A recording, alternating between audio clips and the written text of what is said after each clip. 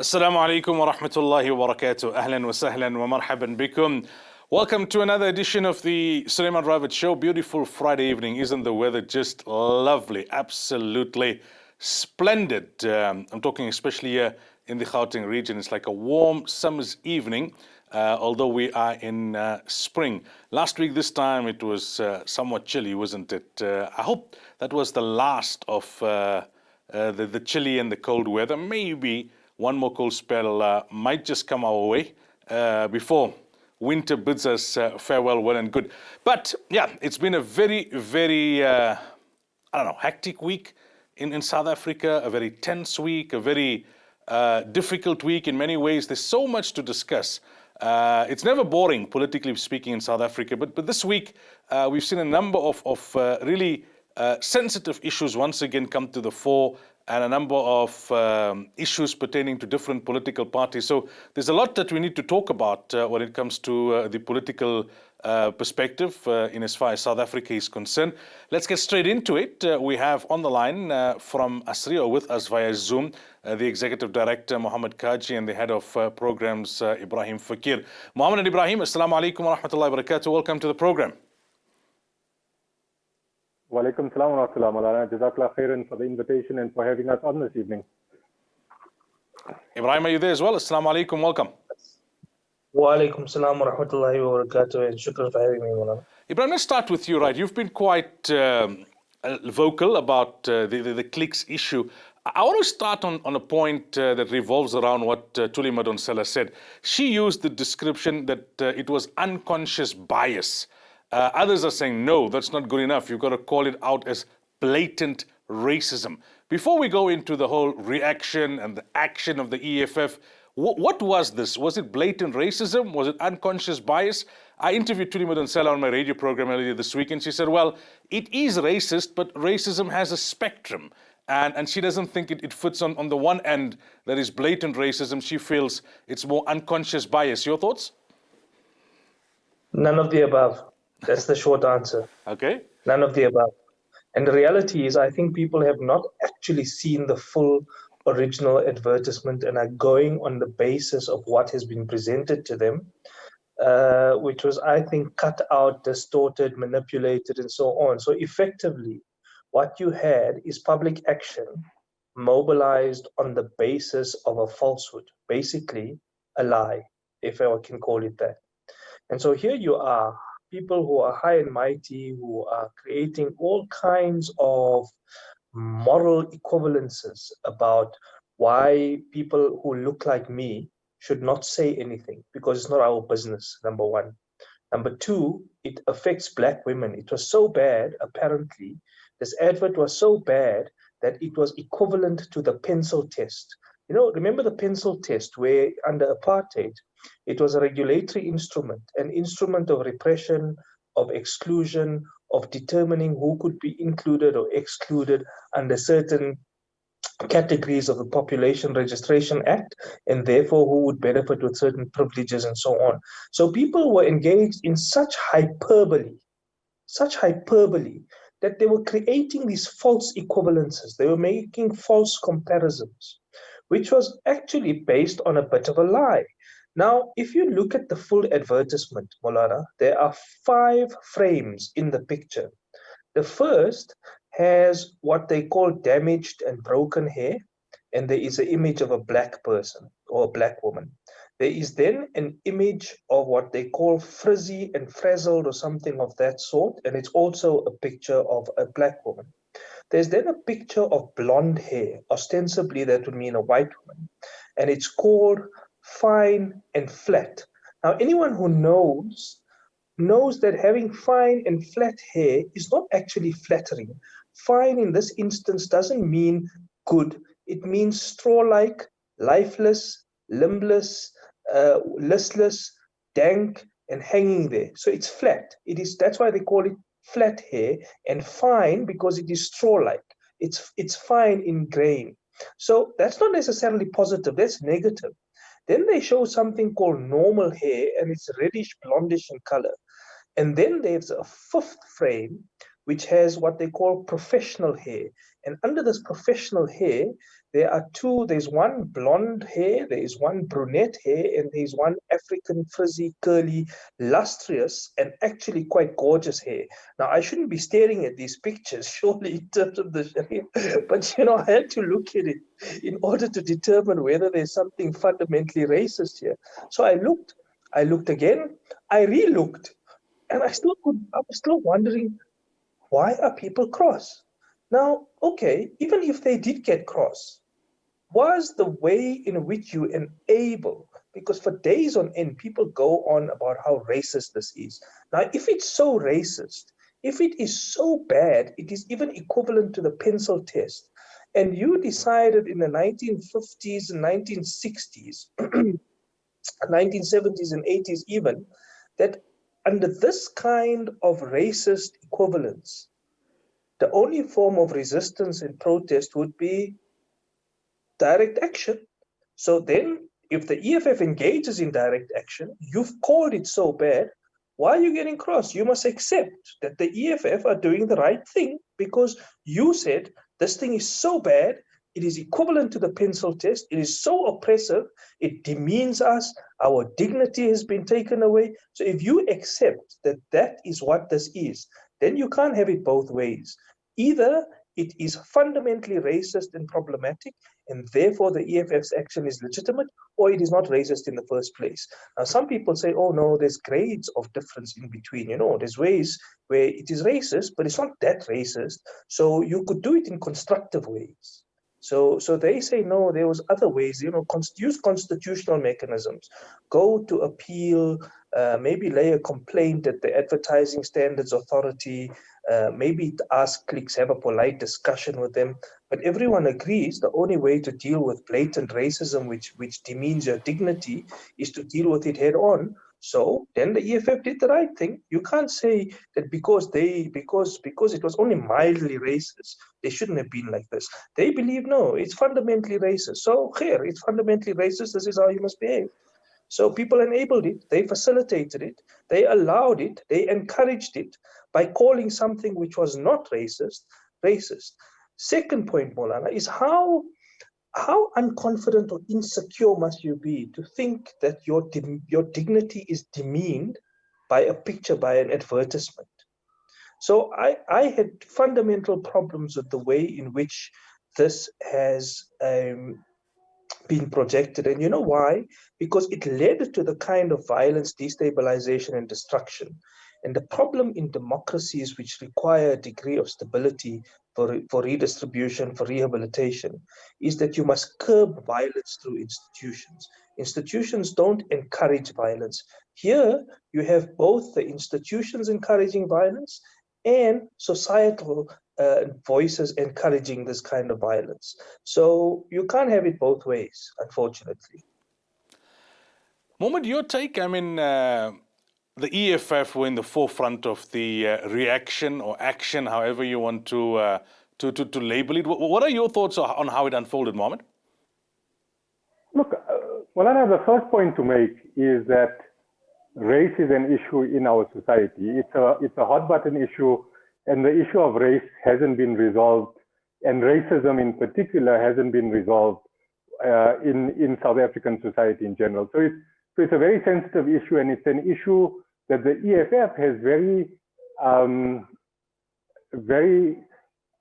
smartly used as a political tool for themselves as a party to be able to respond. So a few things you have to acknowledge here, besides the debate on the ad itself, whether it was racist or not. You need to acknowledge the one point, which is the EFF strategies and their ability to move very quickly when there's an issue that they choose to move on and to create a spectacle around, if you consider it to be an issue that doesn't necessarily need that kind of level of mass action, or create a campaign around, if you want to use a more neutral term. So number one, you have to acknowledge that the EFF's ability to be able to mobilize so quickly, intervene in this issue, being able to get clicks and Sesame and Unilever to back down, we have to all acknowledge that the tactics were effective, right? Now, the debate that I guess we'd have to get into, and Ibrahim probably has comments around this, is, you know, if it is racism, then racism is an impingement of a person's human rights and their human dignity in our constitution. And therefore, by the views of several on Twitter and Facebook and other analysts, you know, racism is violence, and therefore they say that, you know, violence, the only way to stop violence is to address it with violence, and that's essentially what the EFF did, right? So now we get to a point of our constitutionalism discussion, which is that we as citizens effectively give the right to use violence against citizens to the state. We don't engage in violence ourselves as citizens or as civil society groups or as movements, because ultimately that leads to chaos and anarchy.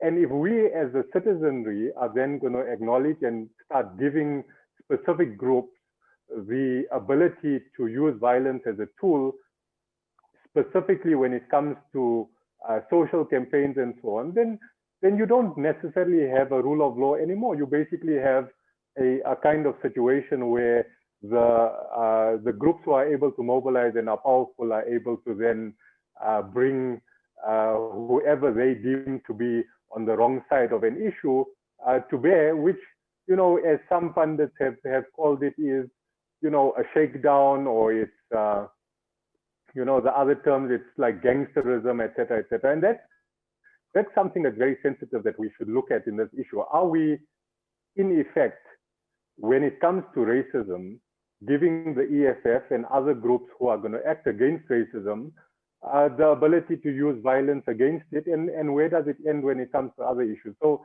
you know, that's my particular take on this when it comes to specifically the EFF tactics. And, you know, on this issue, it's not isolated to this issue. They've used it many times as one of the kind of common threads in the way the EFF operates. We have it when it comes to journalists. We have it when it comes to black women. You know, the South African National Editors Forum issued a statement yesterday regarding the way EFF members were dealing with the ENCA journalists.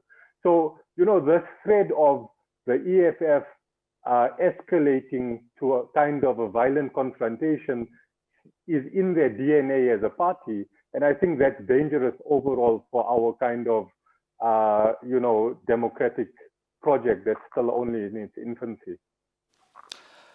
Ibrahim, on that point, just to wrap up the issue of cliques, is as much as racism is a very sensitive issue, it's a hot button issue, have we become too sensitive to the point that we cannot have a constructive discussion around these things, that we cannot deal with it constructively? Was there a vacuum here that the EFF exploited? Should the government have led the discussion and led the way around you know, the way this particular advert was interpreted?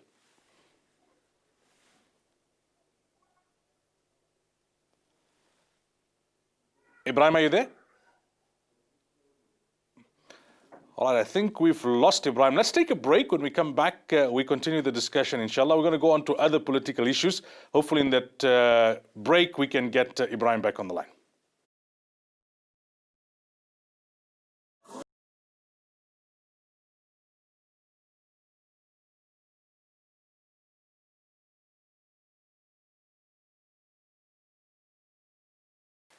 Welcome back. So we're talking to Mohammed Kaj and Ibrahim Fakir of ASRI. We commenced by talking about the cliques issue. We lost Ibrahim just before the break. I think he's back with us on the line. Ibrahim, can you hear me loud and clear now? I can. All right. So the question I was asking before we went for the break, that racism in South Africa especially is a hot button issue. It is a very sensitive issue. But have these sensitivities gone now to an unhealthy level where we cannot have a constructive discussion around issues? Is that the reason why there was a vacuum which the EFF then exploited? No, absolutely. But I mean, look, for the EFF, it is a completely expedient issue because, look, they've been in the wilderness for the past 6 months. So they need an issue. This is their way of campaigning. They don't have resources, so they need to get it because, everything else that they could have managed to get through other means is now partly exhausted. Until they get those new avenues, they've got to tap into other ways. And the media provides completely free access, massive coverage, and so they remain in the news cycle for close to 2 weeks. And then they get massive exposure, and out of every one of these instances, they get a small pot of money. So out of the H&M, they got something. Now in this case, they're going to be aided to campaign in the areas of their strongholds and elsewhere, and they're going to be able to claim that as victories. So it makes rational sense. I'm not saying it's irrational. It is rational for them to do so. But that's if you analyze it on their own terms. Our interest is to analyze this on the basis of what is in the public interest. So this is not in the public interest, and you can find all kinds of ways of justifying and saying, look, it is unconstitutional what they do. It's taking away the repressive reach of the state. The state should be the one who's fixing this. And there are other constructive ways of solving this with clicks directly and with the board by either getting them to commit to greater local procurement, to sort of start infusing products with local content, with providing guarantees for jobs in terms of longevity, in terms of employee share schemes. Now, here's the funny thing. Clicks actually performs very well on all of those issues. They have a thriving employee shares ownership scheme. They've got reasonably generous benefits for some of their owners.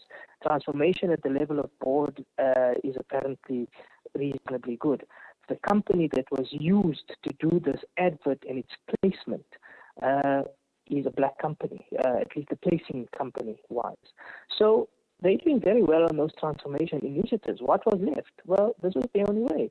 Now, that's why I opened the argument saying, look, if you caricature this and you concede that it was in fact racist when it wasn't, then you're opening up the door for this.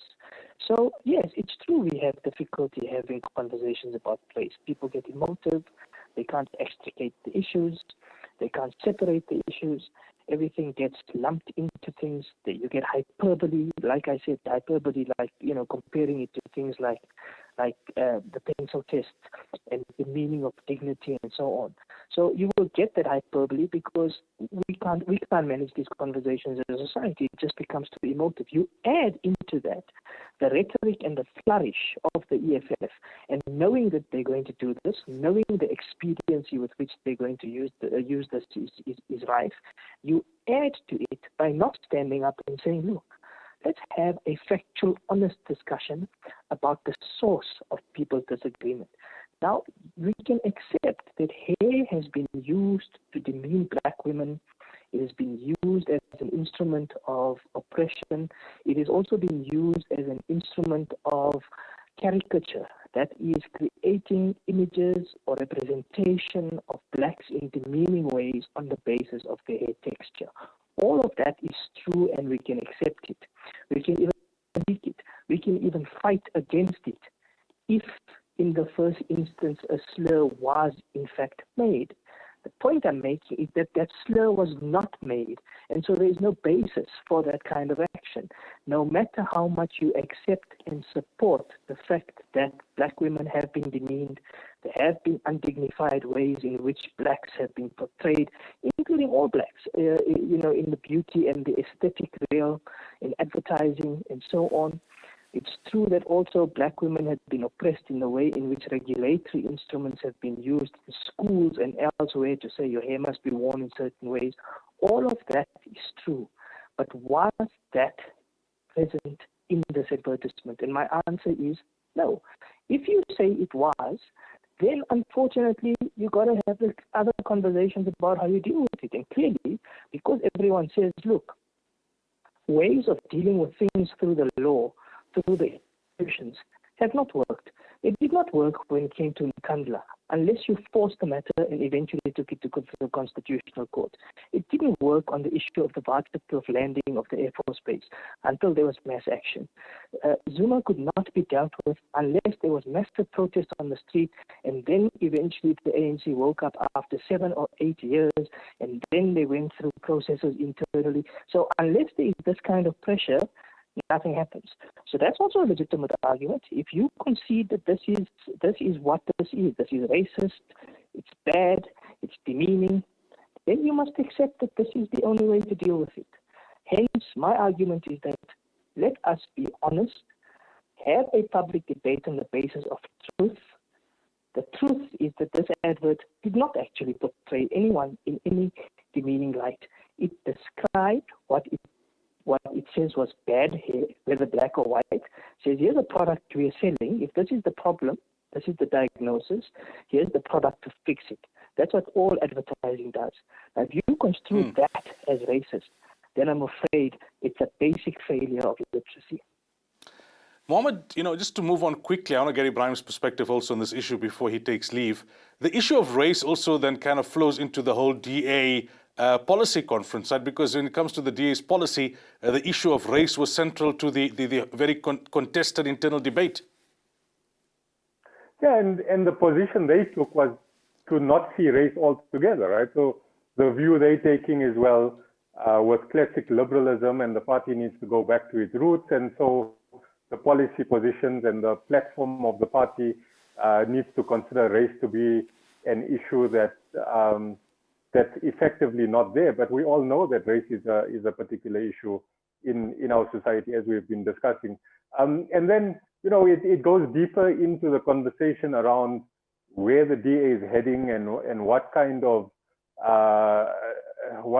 trajectory are they going into the municipal elections in the next year. And unfortunately, the DA is going backwards and regressing into a position where they want to consolidate their power in the Western Cape. They have sort of satisfied themselves that governing the Western Cape is the extent to which they can achieve, and they've almost given up on the national project of the DA, which is to become a party that's mass-based and challenge for national government and other provinces.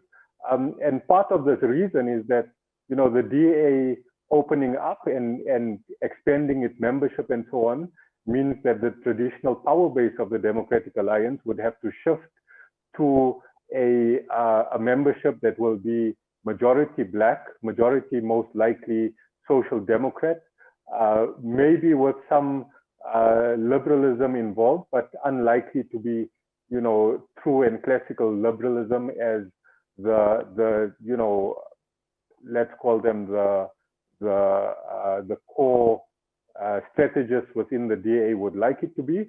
But also in this sense, this platform is a platform that fits into that kind of strategy, which is a platform that ultimately appeals to the white and other middle class minorities in South Africa, but not necessarily the majority of the population.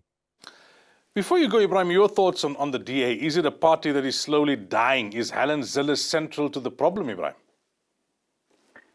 Look, in part, I think she is.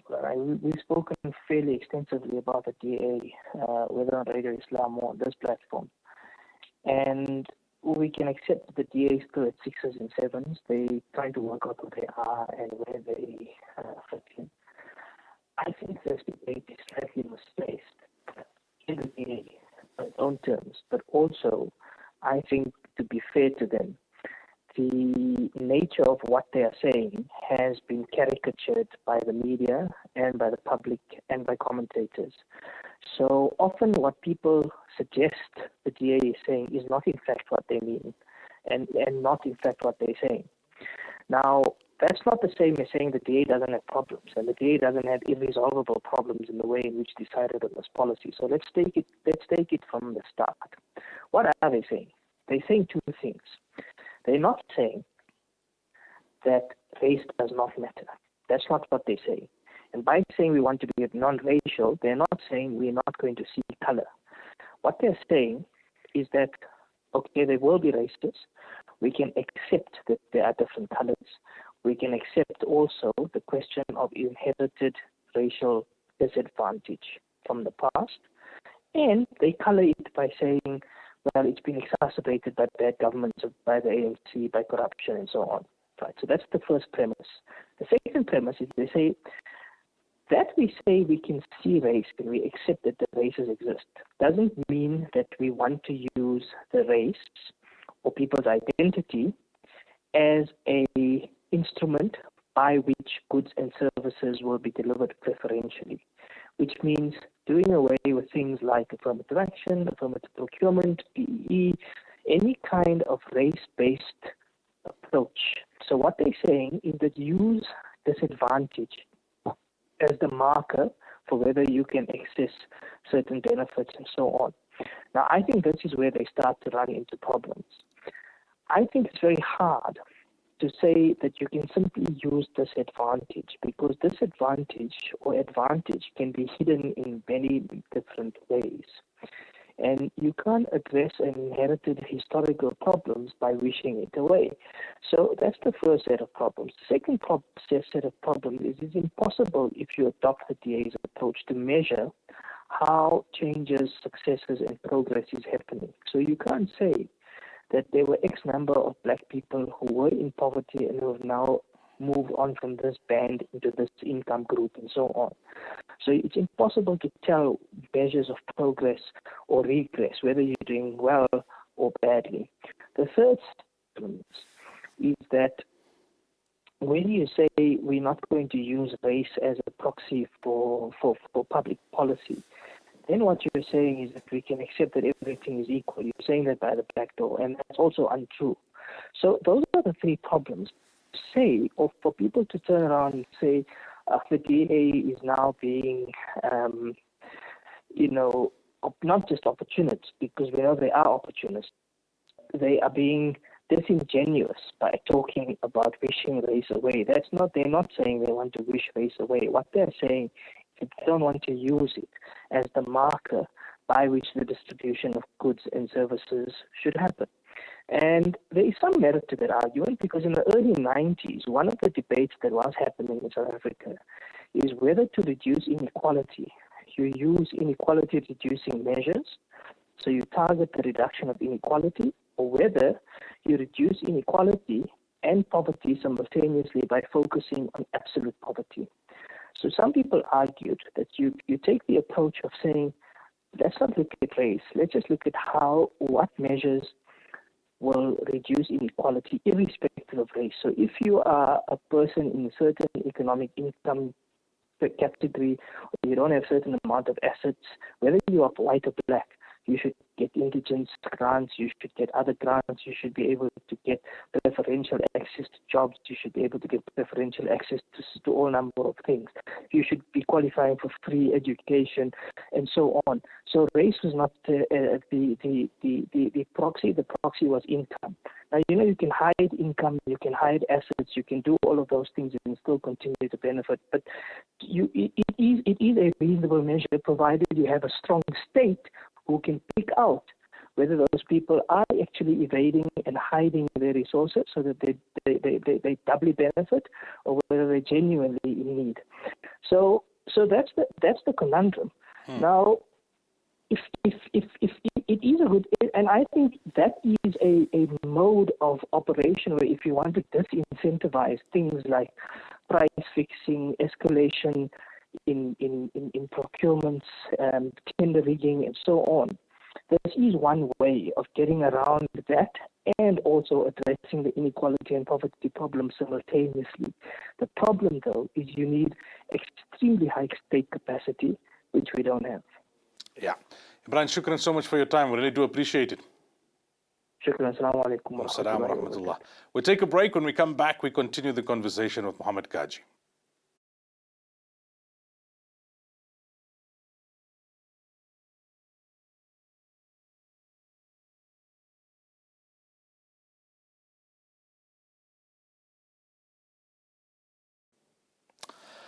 All right, so prior to the break, we were speaking to Mohammed Kaji and Ibrahim Fakir. Ibrahim had to leave us. We continue the discussion with Mohammed. We spoke about the clicks issue, the DA's policy conference. Mohammed, can the DA still keep their black voters? Are we seeing the DA and the IRR, the Institute for Race Relations, moving towards more right-wing politics? Well, look, I think that the appeal of the DA with the policy platform that they're moving towards, as well as the track record they've had with several black leaders, with Musi Maimane being the latest one to leave the party. There's clearly, as Ibrahim said, something wrong within the party, and there's many black leaders who are considering leaving the party or don't find the DA to be a home where they can pursue change within South African society. So, in terms of black leaders and black membership and the black electorate, the ultimate test is obviously an election to see what kind of, votes their new platform or their approach takes. They're also in the midst of a leadership battle within the DA, so it's going to be interesting to see who wins the leadership battle and what then happens post the leadership contest within the DA. But all of the signs are showing, as I expressed earlier, that the DA is regressing into a political and policy platform that seeks to consolidate the executive power that they already have, rather than trying to extend and grow their power nationally. So in essence, what we're saying is that, with Musi Maimane as the leader, the DA attempted a growth strategy. It didn't work because what happened was that the DA lost votes to the Freedom Front Plus, as we saw in the last national election, and effectively then Musi Maimane was pushed out of the party, and the strategists within the party and the deep party, if we want to call them that, the few individuals who kind of drive the agenda of the party, took a position that, well, we tried it, it didn't work. It makes more sense to consolidate the powers that we already have in the Western Cape.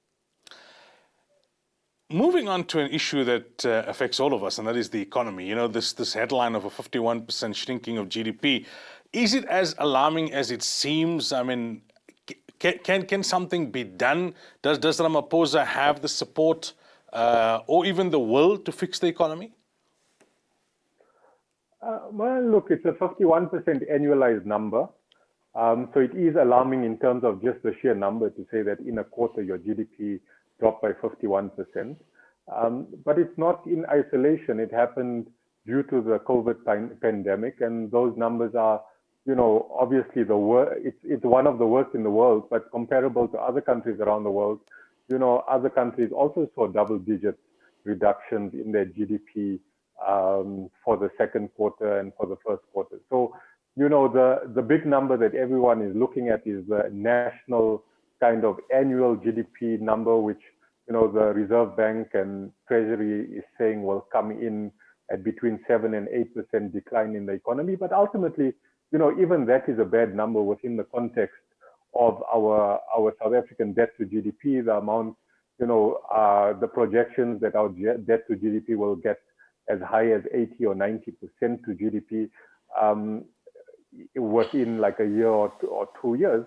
So, you have a situation where the decline in economic growth has a major impact on the ability for government to collect taxes. And of course, the taxes that government collect is what's used to pay for our welfare state in the form of child support grants, in the form of pension funds or pension payouts, in the form of our public healthcare system and our public education system, etc. So this entire welfare state that we live in is financed by ourselves as taxpayers and by, the companies and the entrepreneurs who are generating jobs and turnover and growth in the economy. So as soon as we start seeing a decline, we've seen numbers such as 1 million job lost. How many of those jobs would come back? The assessment is that, not many of them are going to come back anytime soon.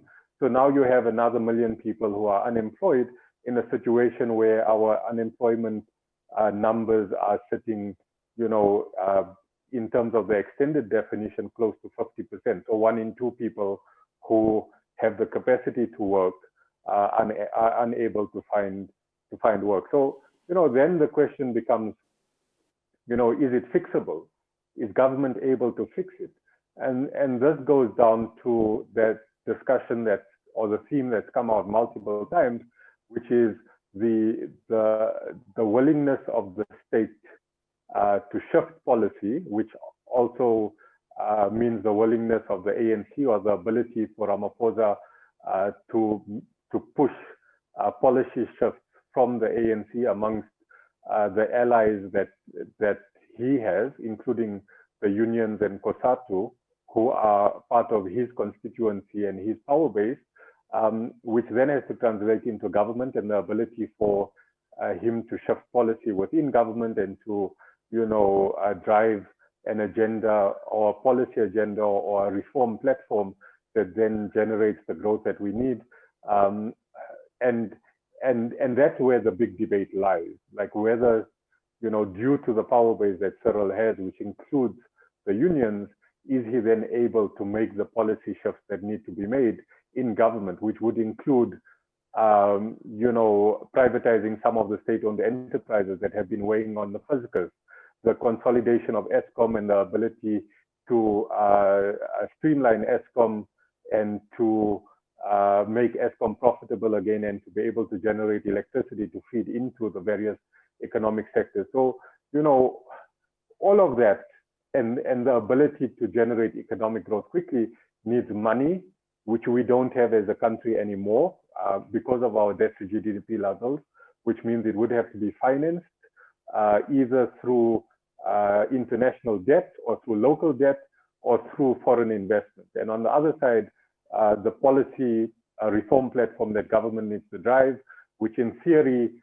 the president and the cabinet should have, but don't necessarily have because of the power base that brought Cyril Ramaphosa to the presidency. Well, there's a lot of talk now that Ramaphosa may be announcing in the coming week or so that we would move to level 1 and that should be a boost to the economy. This risk-adjusted strategy, in your opinion, is it working? It has worked, Moulana. If we look at it in the broad scheme of things, we had a lockdown for 6 months. We went through different phases. Our, public healthcare system didn't collapse. The rates of fatalities when it came to COVID in South Africa were in line with the projections, but much lower than some of the major cities that suffered from a rapid spread of COVID.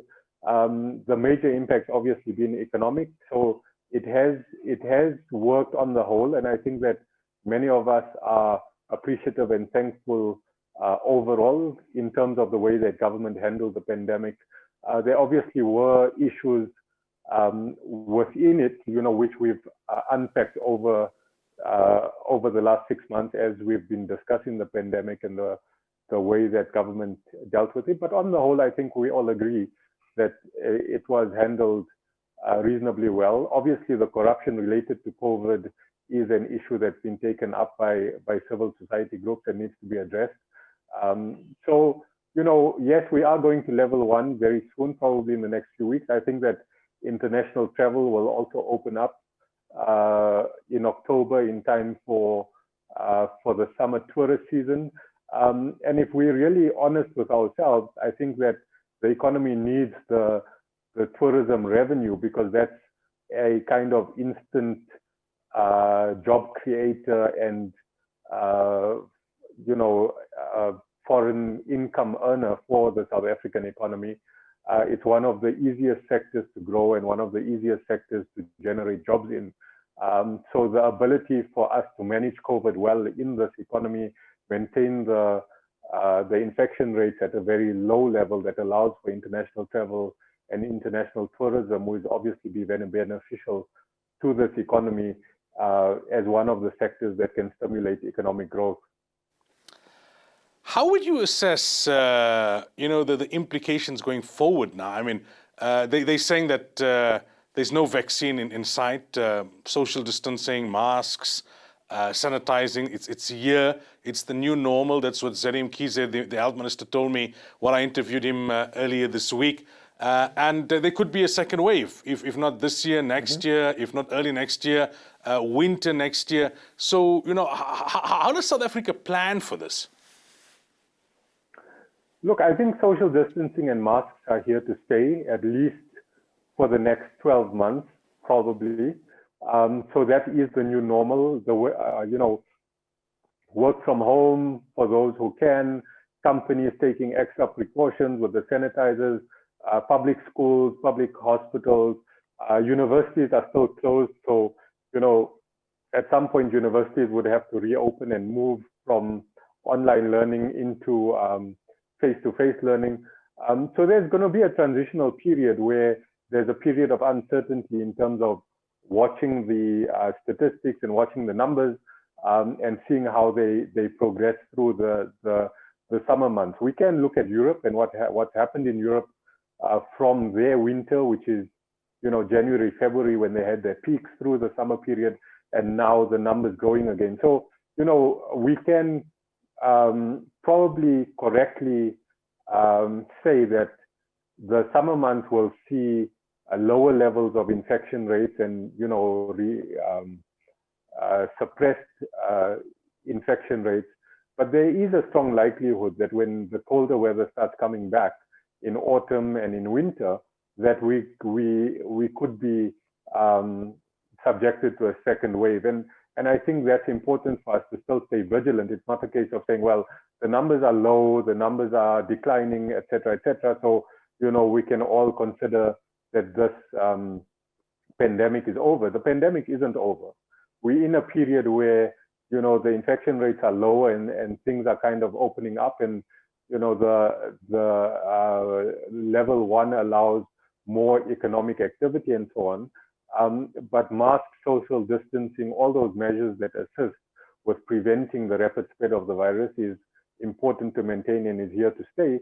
And then I think it's important that government as well as civil society groups and, especially those who are specialists in healthcare and so on, continue to monitor the situation for outbreaks and advise accordingly. So I don't think, inshallah, we're not in a situation where we'll see a rapid increase in the next week, 2 weeks, or 3 weeks from the trajectory that we're seeing. But a second wave is entirely possible at some point in time, as we've seen in Europe, which is where you see numbers increasing and a second wave emerging in terms of their statistics now. Mohamed, shukran so much for your time this evening. We really do appreciate it. Jazakallah khairan, Moulana. It's always a pleasure to be on the show. Have a great weekend. Assalamu alaikum wa rahmatullah. To yourself and to the viewers. Wa alaikum assalam wa rahmatullahi wa barakatuh. So that was Mohammed Kaji, the Executive Director at ASRI. Earlier on, we had Ibrahim Fakir, the Director of Programs at ASRI as well. And we were taking a look at some of the major issues that came to the fore this week: the clicks issue, the DA policy conference, and all the issues around whether black leaders are being purged, the economy, and COVID-19. Until, I think 2 weeks from now, next week, I understand there's a pledge line. Fi amanillah. Assalamu alaikum wa rahmatullahi wa barakatuh.